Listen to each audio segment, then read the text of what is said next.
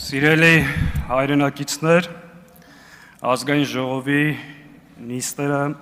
արծած հետևող քաղաքացիներ։ Այսօր ես չեմ խոսելու ազգային ժողովի նախագահի թեկնածուի անձի եւ ազգային ժողովի նախագահի ընտրության մասին։ Խոշոր հաշվով որևէ նշանակություն չունի, թե գործող ռեժիմի որ ներկայացուցիչը կլինի ազգային ժողովի խոսնակ, ովքեր կնստեն այս վերևի աթոռներում, որտեղ բոլորը իրականացնելու են այն քաղաքական գիծը, որ այս ընթացքում իրականացրել են։ Հետևաբար ազգային ժողովի անդրանիկ նիստում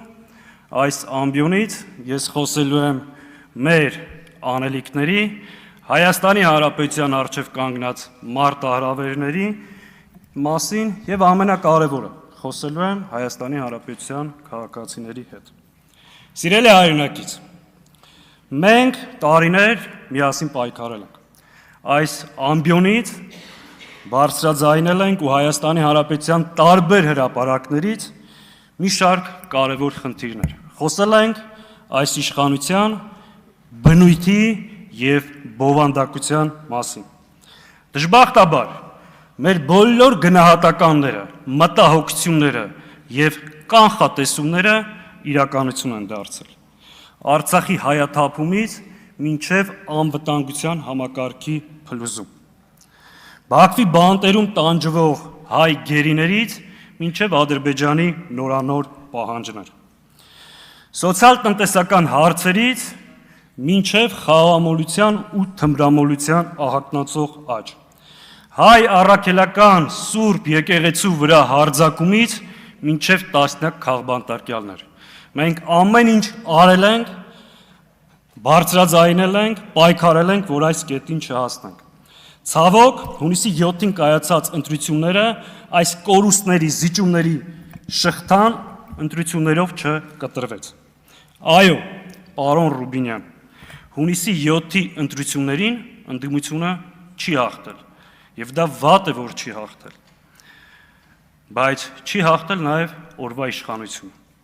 Հունիսի 7-ի ընտրությունները Հայաստանի պատմության մեջ ամենախայտառակ ընտրություններից մեկն է եղել։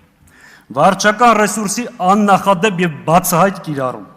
պետական բյուջեի հաշվին սեփական քարոզարշավի ֆինանսավորում,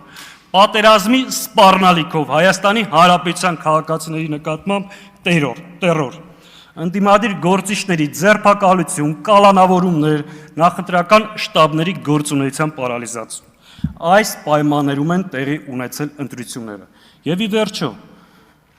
ընդդիմադիր շեմը հաղթահարած ուժը բարգավաճ Հայաստանի ձայները գողացվել են։ Հետևաբար, այս խորհրդարանը ունի լեգիտիմության լրջագույն խնդիր նաև այս խորհրդարանի ձևավորած կառավարությունը։ Եվ այդ մասին դուք եւս լավ գիտեք։ Սիրելի հայրենակիցներ, այս ամեն ինչից հետո հարց է առաջանում. ինչ է անում խորհրդարանը այս դահլիճում եւ ինչ անելիք ունի առաջիկայում։ Շատ պարզ եւ ուղիղ ձևակերպեմ։ Մենք այստեղ ենք մեր առաջիկա քաղաքական պայքարը կազմակերպելու եւ մեր համազգային նպատակները առաջ մղելու համար։ Մենք այստեղ ենք Հայաստանի Հանրապետության քաղաքացիների հարցերը բարձրաձայնելու, Բաքվում գտնվող գերիների խնդիրներից խոսելու, Հայաստանի օկուպացված տարածքների մասին բարձրաձայնելու եւ այո, Արցախի ժողովրդի հավաքական վերադարձի իրավունքը բարձրաձայնելու համար։ Արդյոք սա բավարար է փոփոխության հասնելու համար։ Միանշանակ ոչ։ Սիրելի հայրենակից, մենք գիտենք, որ փոփոխության հասնելու պահանջը ձևակերպված է ընդդիմությունից, մասնավորապես խորհրդարանական ընդդիմությունից։ Մենք ընդունում ենք այդ պահանջը, քննադատությունը, մտնում ենք այդ պատասխանատվության տակ եւ ամեն ինչ անելու ենք փոփոխության հասնելու համար։ Մեզ պետք է ձեր աջակցությունը, ձեր վստահությունը եւ թիկունքը, որպեսզի գնանք առաջ։ Այս օրերին Հայաստանի Հանրապետության համար համակարգային ընդդիմությունը անհրաժեշտություն է։ Դա նաև դիմադրություն է մեզ պարտադրվող արտաքին եւ ներքին օրակարգերը խափանելու եւ մերժելու համար։ Իսկ ինչ վերաբերվում է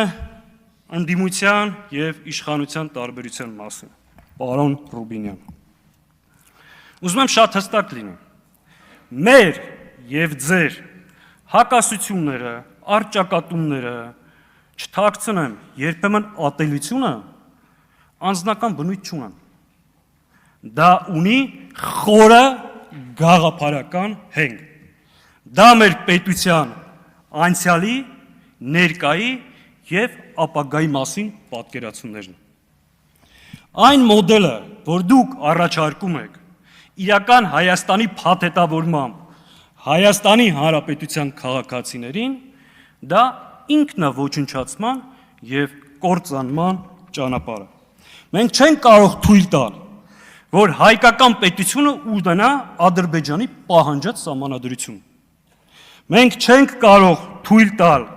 որ հրաժարվենք մեր անցյալից, մեր ժառանգությունից, մեր իրավունքներից ուրանալ հայոց ցեղասպանություն։ Մենք չենք կարող թույլ տալ, որ Հայաստանի Հանրապետության քաղաքացուն ընտրվելու եւ ընտրելու համար ազատազրկեն, խլեն սեփականությունը։ Ազատ խոսքը Հայաստանում ոչ միայն վտանգված է, այլ գողացված։ Մենք մերժում ենք այս իրականությունը։ Մեր այլընտրանքը անվտանգ եւ մրցունակ Հայաստանն է, բայց էությամբ եւ բնույթով հայկական Հայաստանը, որը ապրում է խաղաղ, բայց միևնույն ժամանակ պատրաստ է պաշտպանելու իրեն, ով չի հրաժարվում իր քաղաքացիների իրավունքներից, իր համազգային նպատակներից, հայոց ցեղասպանության միջազգային ճանաչման պահանջից, ով չի հրաժարվում Արցախում գտնվող հայ գերիներից։ Սիրելի հայրենակից, իսկապես ընդդիմություն իշխանություն այս հակասությունը սովորական կռիվ չէ։ Սա նորից եմ կրկնում, հայկական դիմադրությունը, որը պետք է կարողանանք առաջ տանել։ Ես հավատում եմ հայ ժողովրդի հաղթանակին, հայ ժողովրդի ապագային եւ ամեն ինչ անելու ենք այս ընթացքը կասեցնելու, երկիրը պետական ազգային ուղեգից վերադարձնելու եւ փոփոխության հասնելու համար։ Եվ վերջում, պարոն Ռուբինյան, դաշնակցությունը ձեզ քաղաքացիական պայմանագրին Նիկոլ Փաշինյանին չի մեղադրում Թուրքիայի եւ Ադրբեջանի հետ բանակցությունների համար։ Մենք ձեզ մեղադրում ենք Թուրքիայի եւ Ադրբեջանի պահանջները խոնարհաբար իրականացնելու համար։ Եվ մի բան էլ ասեմ, որ հետո չասեք, չեն ասի։ Լավ իմացեք, դուք մեր ժողովրդի կողմից, ժողովրդի մեծամասնության կողմից չունեք մանդատ երկիրը նոր զիջումներ տանելու։ Դուք չունեք մանդատ անկլավների անվան տակ Տիգրանաշեն հանձնելու։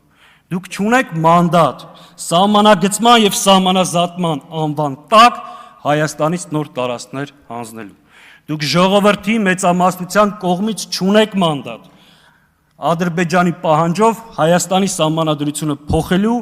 անկախության հռչակագրից հրաժարվելու, հայոց ցեղասպանությունը ունենալու համար։ Եվ վերջապես դու ժողովրդի մեծամասնության անունից չունեք մանդատ երկիրը նոր արկածախնդրության տանելու։ Շնորհակալ։ Շնորհակալություն։